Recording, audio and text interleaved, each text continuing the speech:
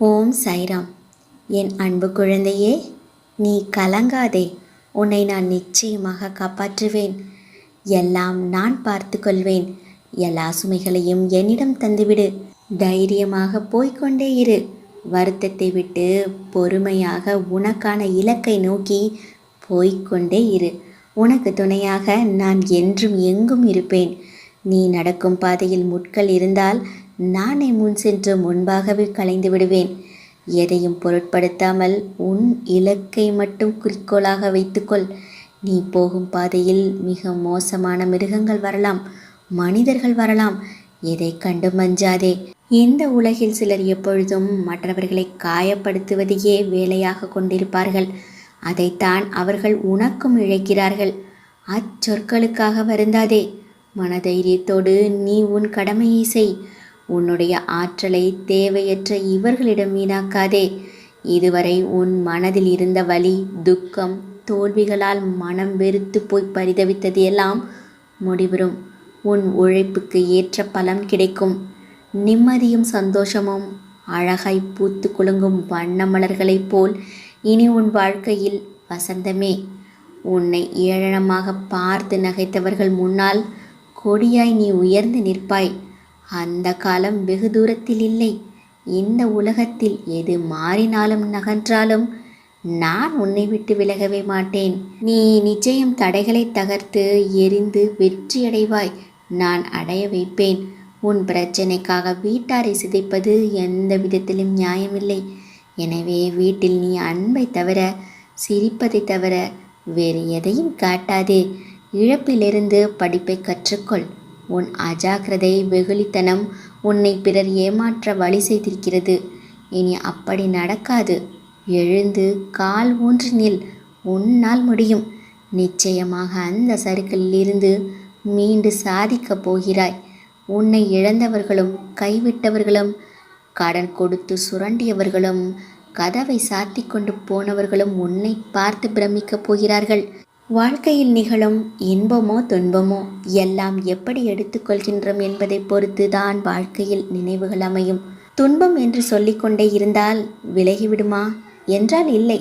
அதனை அனுபவித்து அதை எதிர்நோக்கி கடந்து வந்துதான் ஆக வேண்டும். எல்லாம் நீ எடுக்கும் மனப்பக்குவத்தில் தான் அமைந்துள்ளது. உன் இன்பமும் துன்பமும். அடிபட்டால் வலிக்கும் என்று தெரியும். அடிபட்டவுடன் நீ அழுகிறாய். உன் மனதில் வலிக்கிறது என்ற உணர்வு தோன்றியவுடன் உன் கண் கலங்குமல்லவா? அதற்காக இனிமேல் எங்கேயும் செல்லக்கூடாது, நகரக்கூடாது, அப்போதுதானே அடிபடும் என்று யோசித்தால் வாழ முடியுமா? அதை போலவே தான் துன்பம் காயப்படுத்தும் என்றும் தெரியும், அது வலிக்கும் என்றும் தெரியும். அதை தைரியத்துடன் ஒரு முறை, இருமுறை நிமிர்ந்து பார். அது உன்னை என்ன செய்கிறதென்று. மனம் தளராதே. உன்னால் முடியும். என்றே போராடு. துணிந்து நில். வெற்றி கனிகளை நீ பறிப்பாய். என் மென்மையான கரங்களால் உன்னை வருடிக்கொண்டு உன் பக்கத்தில் நான் உனக்காக இருக்கிறேன். நீ விரைவில் அனைத்து இன்பங்களையும் பெறுவாய். உனது வேண்டுதல் கேட்கப்பட்டது. அது நிச்சயம் நிறைவேறியே தீரும். எனது உண்மையான பக்தன் எனது அன்பை தவிர வேறெதையும் என்னிடம் எதிர்பார்ப்பதில்லை.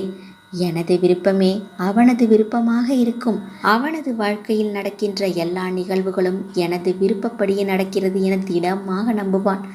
அப்படிப்பட்ட என் பக்தனை காக்க 7 கடல்களையும் தாண்டி நான் செல்வேன். உனக்கு நல்ல காலம் நெருங்கி கொண்டிருக்கிறது. நம்பிக்கையை இழந்து விடாதே. உன் வாழ்க்கை களை கட்டப் போகிறது. என் வாக்கு பொய்யே ஆகாது. நல்லதே தான் உனக்கு நடக்கும். நான் உன்னை கவனித்துதான் வருகிறேன். ஏதோ பெரிதாக நடந்தது போல் யோசித்து கொண்டிருக்கிறாய். அப்படி என்ன நேர்ந்தது உனக்கு? நீ அதை சொல்ல தயங்கினாலும் நான் அறிவேன். தயவு செய்து தேவையில்லாமல் யோசித்து கொண்டே இருக்காதே. கவலைகளுக்கு இடம் தராதே. ஏற்ற தாழ்வுகள் இல்லை என்றால் நீ வாழும் வாழ்க்கைக்கு ஒரு அர்த்தம் இருக்காது. மனதில் பக்குவமும் தைரியமும் இருந்துவிட்டால் நீந்தி கொண்டு வந்துவிடலாம். நீயோ இவை அனைத்தையும் கடந்து வந்து விட்டாய். நீ எனது செல்ல பிள்ளை. உன்னை கண்டிப்பதற்கு எனக்கு மட்டும்தான் உரிமை இருக்கிறது. கவலைப்படாமல் இரு. என்னை தாண்டி, என்னை மீறி எதுவும் உனக்கு நடக்க விட மாட்டேன். எனது அனுமதியின்றி எவரும் உன்னை நெருங்க விட மாட்டேன். அப்பா நான் இருக்கிறேன். தைரியமாக இரு, தன்னம்பிக்கையோடு இரு. கெடுதல் நடப்பதற்கு இடம் கொடுத்து விட்டால் பிறகு நான் எதற்கு? உன்னை வெறுத்து ஒதுக்கியவர் மத்தியில், உன்னை இழிவாக பேசியவர் மத்தியில், நீ எல்லாம் எங்கே வளரப்போகிறாய் என்று அகங்காரத்தோடு பேசியவர் மத்தியில், உன்னை வீழ்த்தி பார்க்க மந்திரத்தையும் தந்திரத்தையும் செயல்பட செய்தவர் மத்தியில், அனைவரும் உன்னை பார்த்து வியக்கும் வண்ணம் வாழ்க்கையில் உயர்ந்து வாழப்போகிறாய்.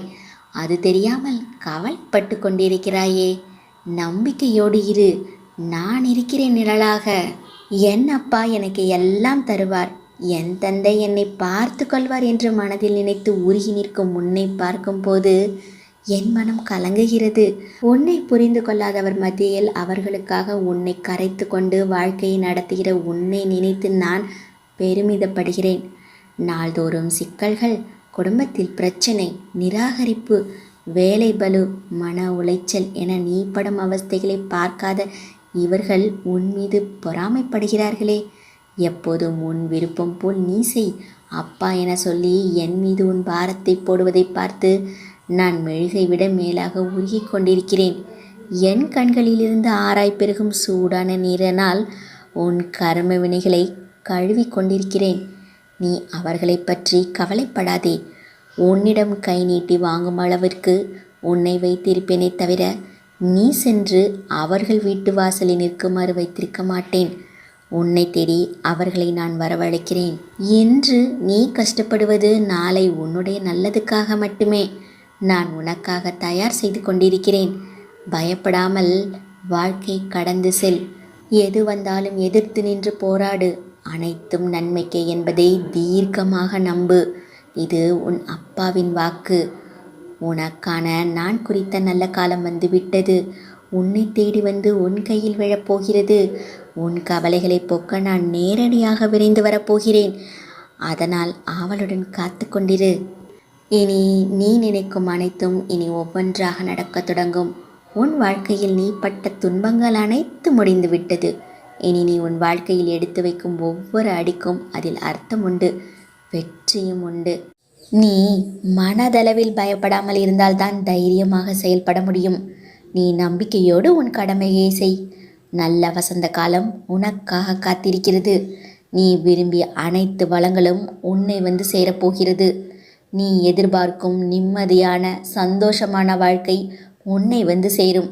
அதற்குத்தான் உன்னுள் நான் உன் சாய்தேவா இத்தனை மாற்றங்களும் எழுப்பு கொண்டிருக்கிறேன். என்னால் ஆசீர்வதிக்கப்பட்ட என் பிரியமான குழந்தை நீ. எனது பரிபூர்ண அருளும் ஆசியும் என் பிள்ளைக்கு எப்போதும் உண்டு.